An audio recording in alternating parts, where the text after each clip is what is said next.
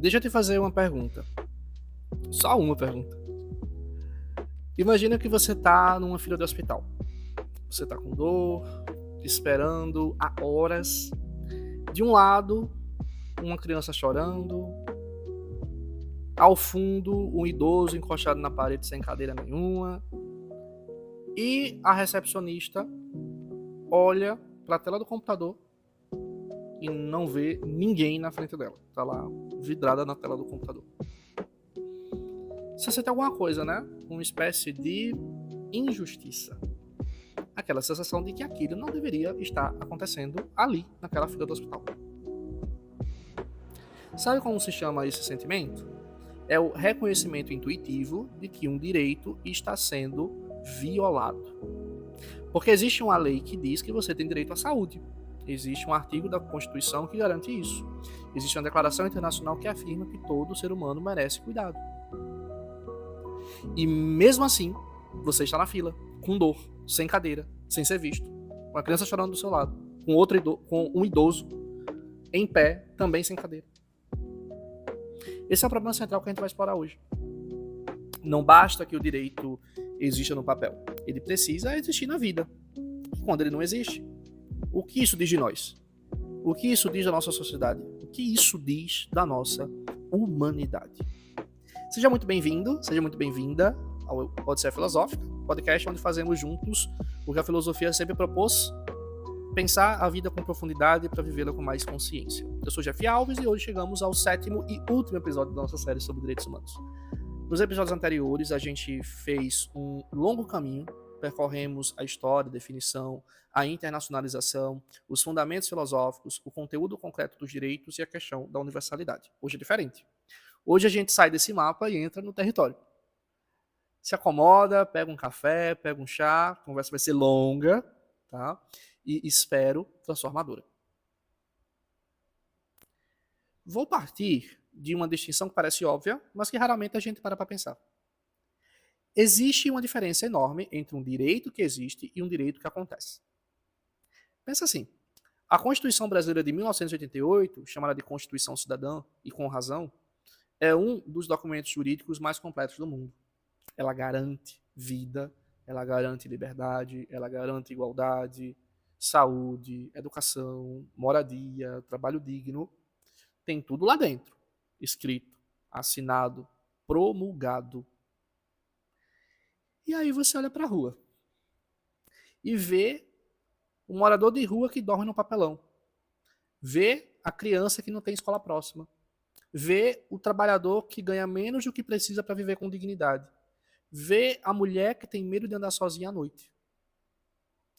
O Brasil já escreveu sua promessa de dignidade. O desafio agora é cumpri-la. Existe até um nome técnico para isso. Os juristas chamam de efetividade dos direitos. Em linguagem filosófica, poderíamos dizer a diferença entre o formal e o material, entre o que existe no papel e o que existe na vida prática, na vida cotidiana. E aqui entra um conceito que vai aparecer várias vezes hoje: a letra morta. Letra morta é quando a lei existe, mas não tem substância. Quando o direito está escrito, mas não está sendo vivido. Pensa na diferença entre ter um mapa de uma cidade, belíssimo, detalhado, colorido, e realmente poder andar nessa cidade. O mapa não te leva a lugar nenhum se a estrada não existe. A estrada nem vai estar no mapa, inclusive, né? Os direitos humanos podem virar um belo mapa sem nenhuma estrada, inclusive. Né? Ou um mapa que tem lá a estrada, mas não reflete de fato como essa estrada é. Cheia de obstáculos, cheia de dificuldades. E de fato intransitável. Mas por que isso acontece? Porque a lei existe e a realidade não acompanha.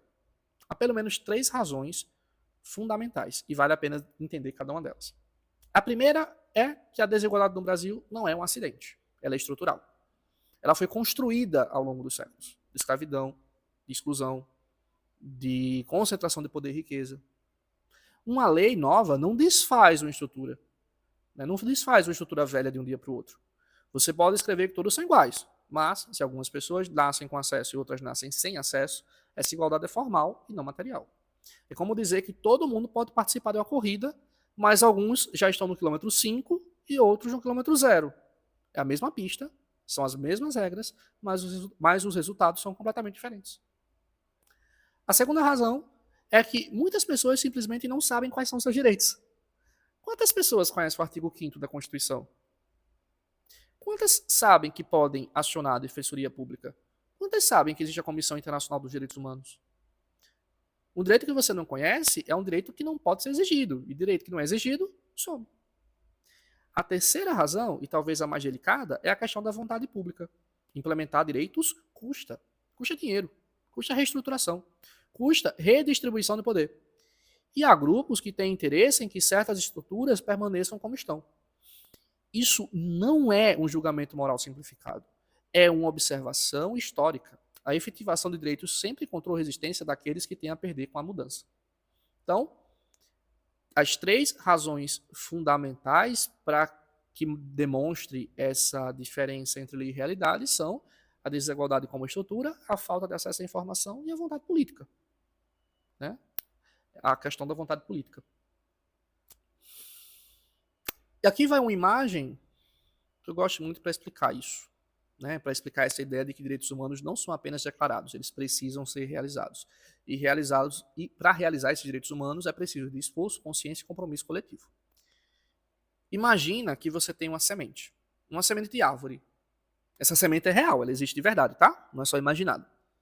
Mas se você jogar a semente no asfalto, ela não vira árvore, né? A semente precisa de terra, precisa de água, de sol, de cuidado. Os direitos humanos são uma sementinha. A Constituição Federal também é uma sementinha. Mas para virar árvore, para virar saúde, educação, segurança, moradia, ela precisa de solo fértil. E criar esse solo é responsabilidade de quem? De todos nós, inclusive. De todos nós. Antes de avançar, preciso parar num ponto que incomoda, tá, nessa discussão, porque existe uma confusão que circula muito no nosso país e que precisamos desfazer com cuidado e com honestidade intelectual. Direitos humanos são para humanos direitos. Você já ouviu essa frase? Direitos humanos? Direitos humanos são para humanos direitos. Ou ainda, direitos humanos só servem para defender bandido. Né? Em complemento, bandido bom e bandido morto. Essas frases circulam muito. Aparecem nas redes sociais, nas conversas de família, às vezes no discurso político, inclusive. E é algo que precisa ser dito com muita clareza. Vamos pensar junto, vamos pensar devagarzinho, tá, sobre isso. A gente já tem toda uma base dos episódios anteriores para a gente discutir isso aqui, tá? A ideia de que direitos humanos são para quem se comporta bem pressupõe que os direitos são um prêmio, uma recompensa, algo que você ganha se você age corretamente. Só que essa é exatamente a lógica contrária ao que os direitos humanos propõem. Os direitos humanos existem pela condição humana, não pelo comportamento. Você não ganha dignidade porque agiu bem. Você tem dignidade porque você é humano. Ponto. Aqui, vamos lembrar do Immanuel Kant. Kant é preciso. Ele diz, o ser humano tem dignidade, o ser humano não tem preço. Coisas têm preço. Coisas podem ser compradas, vendidas, trocadas por outras coisas equivalentes. O ser humano tem valor intrínseco, um valor que existe só pelo fato de ele ser humano. E esse valor, ele não pode ser negociado. E esse valor não se perde por conta do comportamento. Se a dignidade pode ser retirada de alguém pelo que ele fez, então ela não era dignidade. Era um privilégio condicional, era uma condição. Vamos além. Há um argumento que vai além da filosofia e entra na política. Quando você diz que o Estado pode escolher quem tem direitos, você está entregando ao Estado um poder absoluto. O poder de definir quem é humano e quem não é. Ah, mas quem é humano é quem é o homem de bem. Você realmente confiaria ao Estado a tarefa de dizer quem é homem de bem e quem não é homem de bem? o poder de definir quem é humano e quem não é humano? Será que realmente essa tarefa seria aplicável de uma forma utópica, inclusive, né? Será que é uma coisa que tem algum tipo de concretude para a gente aplicar isso? Aqui vai uma pergunta importante, né? Você acredita em direitos humanos até eles protegerem alguém que você não gosta? Você acredita em direitos humanos até eles protegerem alguém que você não gosta? Porque ao longo da história, sempre que o Estado teve o poder de definir quem merece direitos, sempre que o Estado teve o poder de definir quem é de fato humano, né? Sempre que o Estado teve o poder de definir quem é homem de bem, esse poder foi usado para oprimir. A lista dos que não merecem sempre vai começar pelos criminosos. Não tenho dúvida. Vai começar pelos criminosos. E depois vai crescendo, vai crescendo, vai crescendo. E acaba que você pode ser contemplado nessa lista de quem não merece direitos. Judeus na Alemanha nazista, negros na África do Sul do apartheid, opositores políticos na ditadura brasileira. Tá? Inclusive nós, se tivéssemos perto da Alemanha na época do nazismo, tá? Nós não somos arianos, tá? Nós não somos considerados arianos para os nazistas.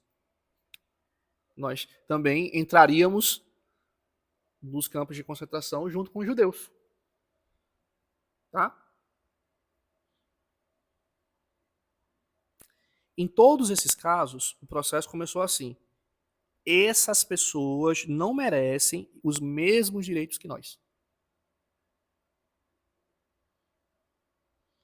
Direitos humanos não são sobre criminosos, são sobre você, são sobre nós.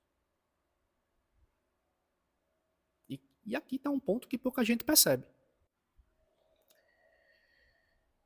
A imensa maioria do que chamamos de direitos humanos não tem nada a ver com o sistema prisional, para falar a verdade, tá? Direitos humanos são o que garante que seu vizinho não pode invadir sua casa. Direitos humanos são o que garante que você pode professar sua fé sem ser perseguido. Direitos humanos são o que garante que você tenha acesso a um médico quando você estiver doente. Direitos humanos garantem que você pode se expressar sem medo de represália. Então, direito à saúde é direito humano. Direito à educação é direito humano. Direito à liberdade de consciência é direito humano. Direito à propriedade é direito humano. Quando você rejeita os direitos humanos, você está rejeitando a proteção da sua dignidade. Quando você rejeita os direitos humanos, você está rejeitando a garantia de que outras pessoas não possam invadir sua casa. Você está rejeitando que você pode ser livre para professar sua fé. Você está rejeitando que você tem acesso ao médico quando estiver doente. Você está rejeitando que você possa, de fato, se expressar livremente. Você está rejeitando, no caso, o direito à saúde, o direito à educação, o direito à liberdade de consciência, o direito à propriedade e outros direitos. E outros direitos. É como aquela história do cara que odeia sindicato, mas quer trabalhar 8 horas e ter férias. Ele quer que os direitos trabalhistas dele sejam cumpridos. As 8 horas e as férias vieram exatamente das lutas que ele está condenando. E tem mais uma coisa aqui, uma distinção que o direito faz com muita clareza, né? Defender que um preso não seja torturado não é defender o crime que ele cometeu. É defender a legalidade do próprio Estado. Por quê? Porque quando o Estado tortura, mesmo que seja para punir alguém que fez algo terrível, o Estado se torna criminoso também. Ele viola as mesmas regras que ele deveria proteger. E aí você não tem mais um Estado de direito. Você tem um Estado que age fora da lei quando é conveniente fazer isso. E esse Estado pode agir fora da lei contra criminosos, mas também contra qualquer um. Quando você retira direitos de alguém, você não fortalece a justiça. Você enfraquece o próprio conceito de humanidade. Você, inclusive, faz com que, muito possivelmente, isso possa se virar contra você. Vamos supor que aconteça, que eu espero que não, uma situação em que você foi em que foi imputado um crime a você, que se enganaram e disseram que você cometeu um determinado crime. E quem comete crime teria que ser morto. E você não tem direito à defesa. Foi um engano, mas as pessoas não sabem que foi engano e nem você pode se defender em relação a, isso, a que isso seja de fato engano. O que é que vai acontecer? Você vai morrer. Ninguém vai saber. Só vão saber, talvez só saibam depois que você não cometeu o crime, depois que você já tiver batido as botas, né? Então, exatamente esse tipo de situação que também está sendo defendida. Claro que existam coisas nessa questão criminal que precisam ser melhoradas, tá? Que precisam ser combatidas, que precisam ser questionadas. Não estou dizendo que não, mas o questionamento não deveria vir da questão dos direitos humanos, porque direitos humanos não são apenas sobre essa questão criminal, mas são, como vocês viram nos episódios anteriores, envolve tudo. Envolve tudo. Todos os direitos que são garantidos por nós sermos humanos têm relação com direitos humanos. Você flexibiliza isso, você flexibiliza todos os outros direitos, por tabela. Tá? E muito possivelmente, se você não faz parte da classe dominante, isso em algum momento vai se voltar contra você.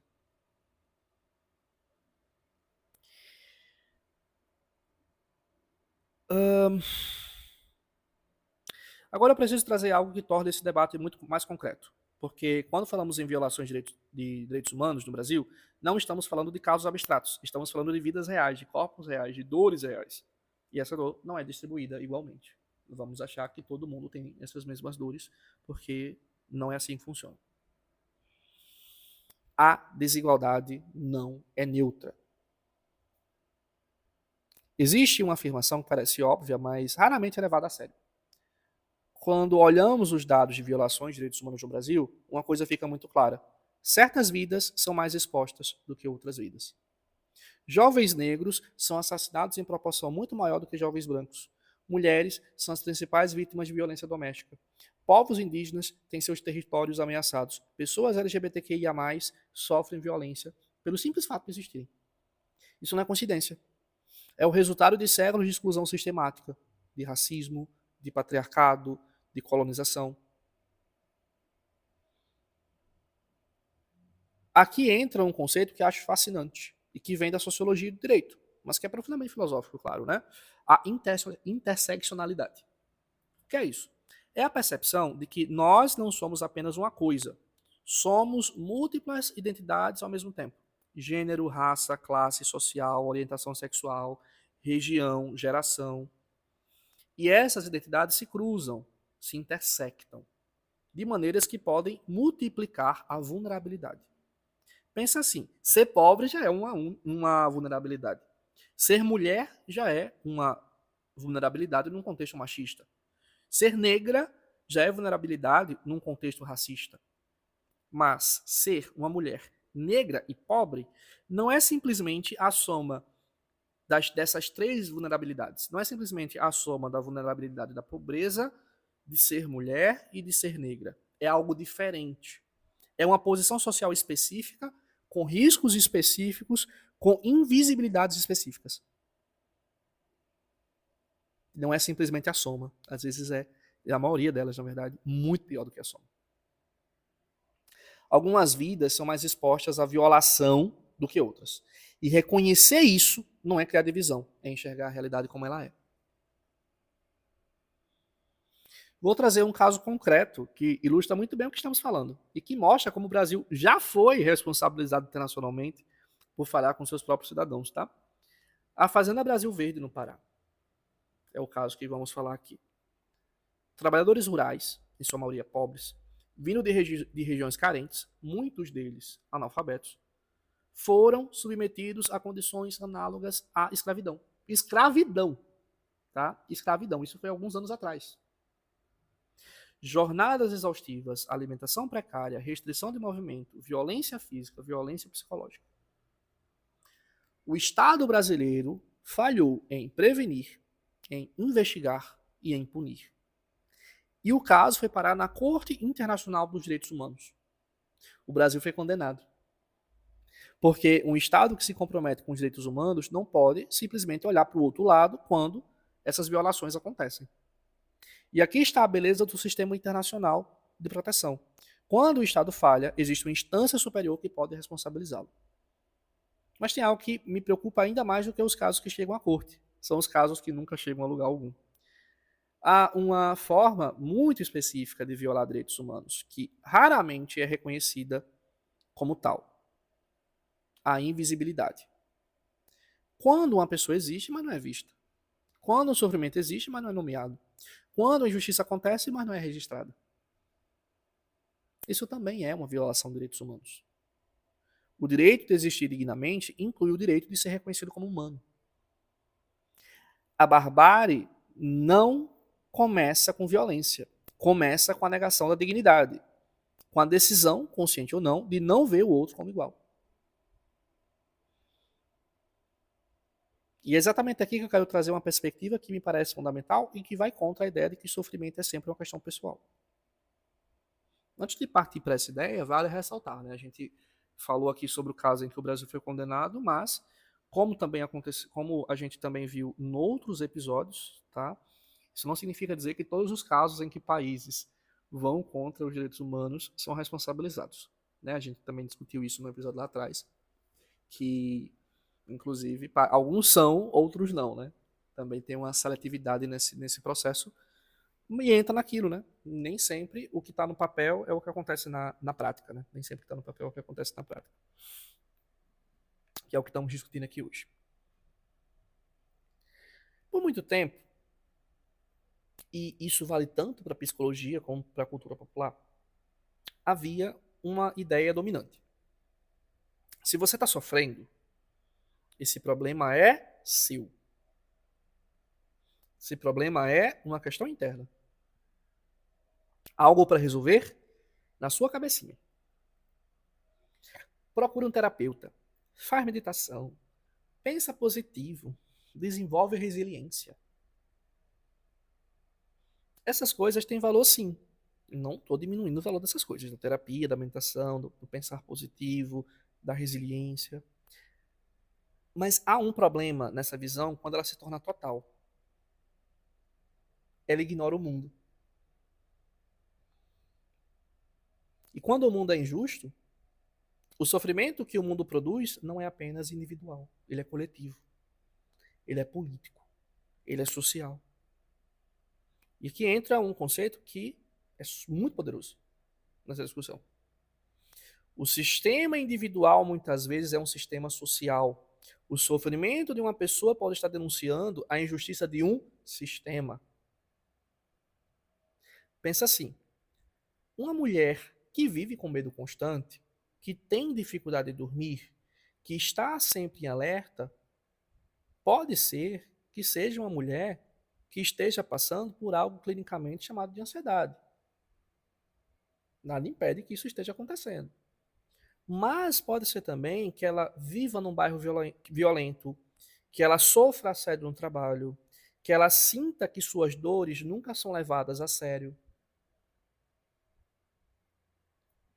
Tratar apenas a ansiedade sem ver o contexto é como tratar a tosse de alguém que mora ao lado de uma fábrica superpoluente, sem nunca mencionar a fábrica para o tratamento.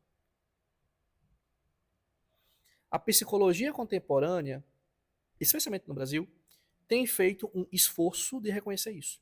E o próprio Código de Ética do Psicólogo diz, de forma clara, que o profissional deve basear seu trabalho no respeito à liberdade, à dignidade, à igualdade, apoiado na Declaração Universal dos Direitos Humanos. Há algo que parece simples, mas que tem um poder imenso: dar nome ao sofrimento. Como diz o popular, né? Precisamos dar nome aos bois.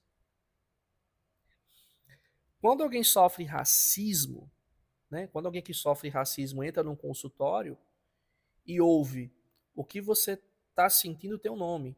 Isso não é uma fraqueza sua. Isso é racismo. Racismo realmente faz mal para a saúde. Racismo realmente vai levar pessoas a sofrerem. É um sofrimento real, é um sofrimento que você sente, é um sofrimento que você está passando, assim como também tantas outras pessoas também estão passando. E ao você fazer isso, ao você nomear um problema, ao você nomear que o problema é um problema social e não dele exclusivamente, você retira a culpa do sujeito. Um sujeito que não é culpado por viver numa estrutura que não trata ele como deveria, que não respeita a dignidade como essa dignidade deveria ser respeitada. Nomear revela a estrutura, permite que a pessoa se veja como vítima de uma injustiça e não como alguém que tem um defeito interno. Ela percebe que o problema, muitas vezes, não é que ela não é positiva, não é que ela não faz terapia, não é que ela não medita, não é que ela não é resiliente. Ela pode se ver como vítima de uma injustiça e não como alguém com um defeito interno, que é o que pode de fato acontecer. Aqui entra uma crítica que a psicologia faz a si mesma e que acho honesta e corajosa. Durante muito tempo, a psicologia pretendeu ser neutra. Eu apenas observo, eu apenas trato, eu não tomo partido. O problema é que a neutralidade diante da injustiça não é neutralidade, é cumplicidade. Se eu sento com alguém que sofre violência estrutural e trata apenas seus sintomas sem nunca mencionar essa violência estrutural, eu estou, de certa forma, ajudando essa pessoa a se adaptar melhor a uma situação que, na verdade, não era para ela se adaptar a essa situação. É uma situação que deveria ser mudada. Não é que você não vai trabalhar também isso individualmente falando, mas é preciso também que se defenda uma mudança dessa estrutura que leva a esse tipo de sofrimento individual. Não se posicionar diante de uma injustiça é muitas vezes tomar partido em favor da injustiça. Isso não significa que o psicólogo precisa virar militante político dentro do consultório. Significa que ele precisa reconhecer que o sujeito que está à sua frente não existe no vácuo. Existe no mundo, existe num país, existe numa classe social, existe numa cor de pele, existe num gênero, existe numa estrutura. E aqui a gente pode chegar a algo que parece lindo na melhor acepção da palavra. Quando um espaço de escuta é genuinamente respeitoso, quando o outro é visto, acolhido, aquilo não é apenas terapia. É um ato de reconhecimento da dignidade humana. A clínica pode ser um espaço de reprodução da exclusão ou pode ser um espaço de reconstrução da dignidade. A diferença está na postura de quem escuta. A diferença está na postura do psicólogo. A verdadeira escuta não acolhe apenas o indivíduo, acolhe a história que atravessa esse indivíduo. E falando em história, que atravessa os sujeitos, eu preciso falar de um campo que é muito rico e às vezes muito tenso, a relação entre religião e direitos humanos. Deixei os assuntos polêmicos para hoje sim, tá? A gente falou de psicologia, mas também tem algumas polêmicas por esse episódio de hoje, que se você assistiu, ou escutou, melhor dizendo, todos os anteriores, você vai conseguir compreender melhor aqui essas discussões. Vou começar por onde me parece justo começar. Pelo enorme papel positivo que as tradições religiosas tiveram na construção da ideia de dignidade humana, porque elas tiveram esse papel. A ideia de que todo ser humano tem um valor intrínseco que não pode ser comprado, vendido ou retirado, essa ideia tem raízes profundamente religiosas. Nas religiões abraâmicas, ou seja, no judaísmo, no islamismo e no cristianismo, o ser humano foi criado à imagem e semelhança de Deus. Isso significa que cada rosto humano carrega em si um reflexo do divino. Destruir uma vida é, em certo sentido, uma blasfêmia. É, em certo sentido, ir contra o divino. No budismo, a capacidade de iluminação é igual para todos, independentemente do nascimento. Isso ecoa o princípio da igualdade de oportunidades séculos antes que qualquer declaração formal existisse.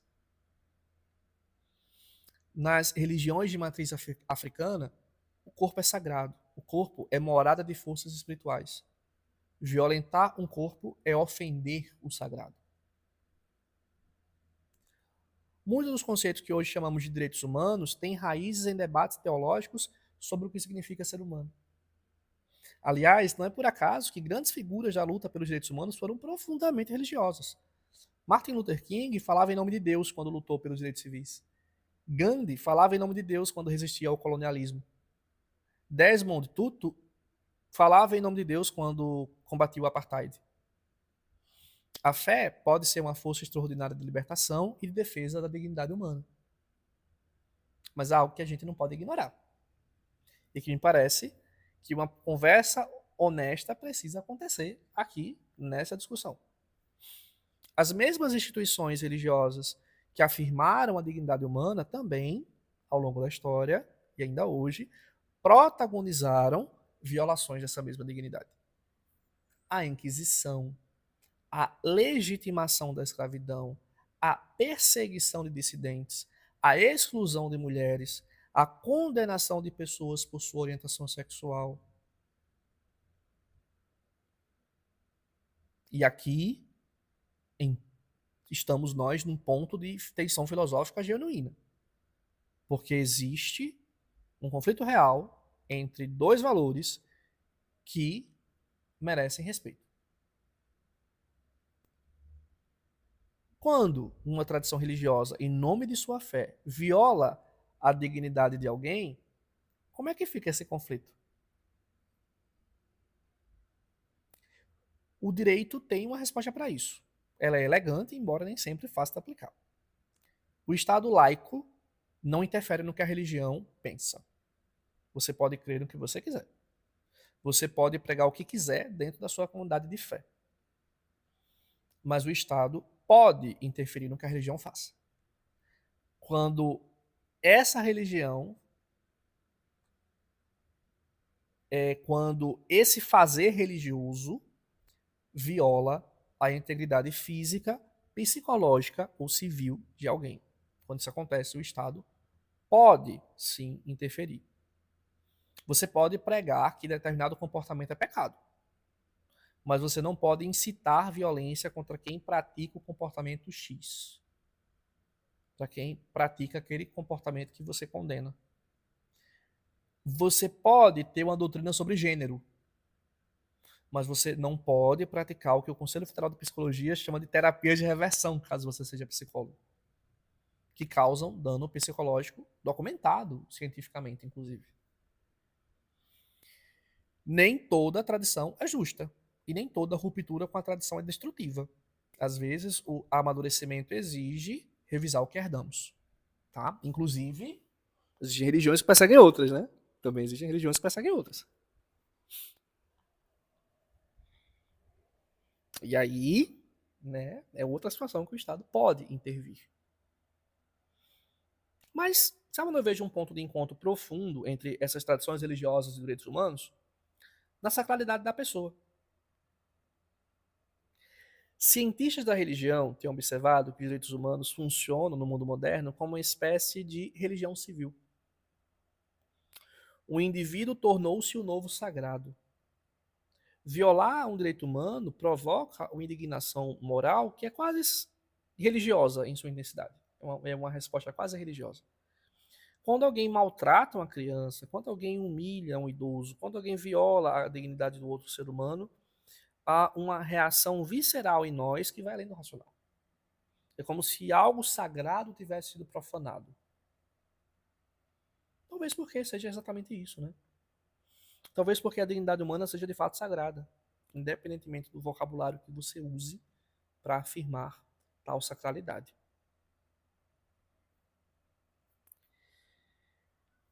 Lembra da pergunta que eu fiz no começo? A fila do hospital, a criança chorando, o idoso sem cadeira, você sem cadeira, a recepcionista que não vê ninguém. Aquela sensação de que tem algo errado aqui. Eu disse lá no início que aquilo era o reconhecimento intuitivo de que um direito estava sendo violado. Mas agora, depois de tudo que percorremos juntos, eu quero ir um passo além. Aquela sensação, aquele incômodo moral, também é algo mais profundo. Também é algo mais profundo. É a percepção de que o outro é humano como você. Que ele tem dignidade como você. Que ele merece ser visto como você. Que você também tem dignidade, que você também merece ser visto. Que você também merece ser visto como humano que você é. Os direitos humanos não surgiram do nada. Eles surgiram depois de guerras, de genocídios, de câmaras de gás, de escravidão, de ditaduras. Surgiram como uma decisão coletiva da humanidade de dizer não de novo. Nunca mais. Mas essa decisão precisa ser renovada a cada geração, em cada escolha política, em cada política pública, em cada postura cotidiana. E aqui vai algo que eu quero que você leve para a sua vida cotidiana. Você não precisa ser jurista, você não precisa ser ativista, não precisa ser psicólogo, não precisa ir para a rua com cartaz. Os direitos humanos começam nas escolhas pequenas. No jeito que você fala com o entregador que chega na sua porta. Na atenção que você dá ao seu colega que está sofrendo. Na linguagem que você usa para se referir ao outro. Na disposição de ouvir histórias diferentes da sua. Toda vez que você trata o outro como fim e não como meio, você está praticando direitos humanos. Toda vez que você se recusa a naturalizar a violência, a injustiça, a exclusão, você está praticando direitos humanos. Quantos sofrimentos que você chama de pessoais, na verdade são sociais? E quantas injustiças que você chama de inevitáveis, na verdade, são escolhas?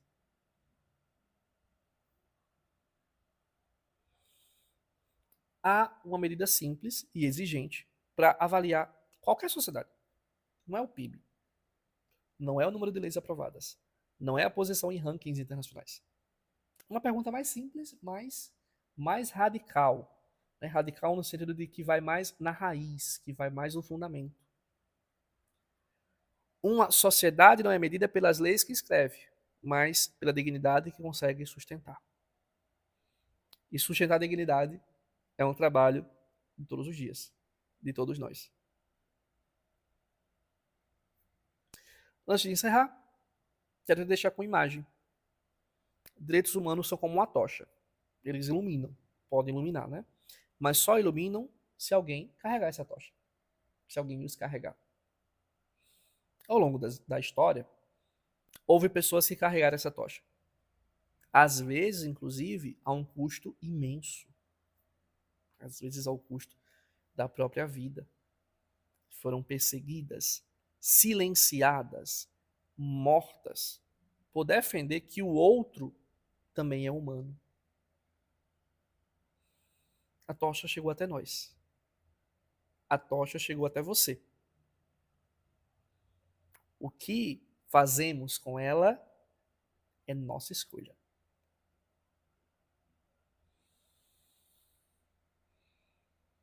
Obrigado por ter percorrido esse caminho comigo.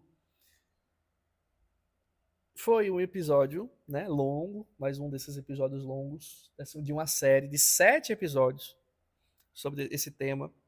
Espero que tenha valido cada minuto. Espero que vocês tenham gostado. Se esse conteúdo fez sentido para você, compartilha com alguém que precisa ouvir isso.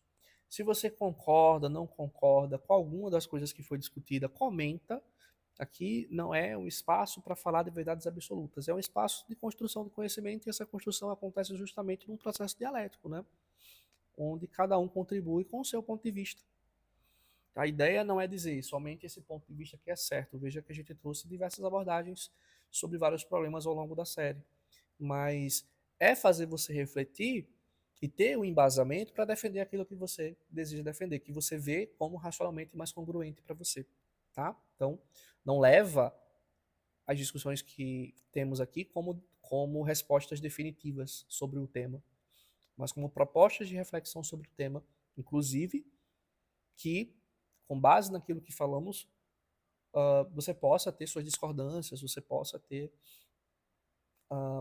pontos que você acha que deveria ser diferente, que deveria ser melhor, né, que deveria ter sido focado mais em determinada parte, tá? Então, se deseja contribuir com a discussão, comenta aqui no teu player de podcast. Todo comentário é bem-vindo, né? Não sendo ofensivo, tá bom.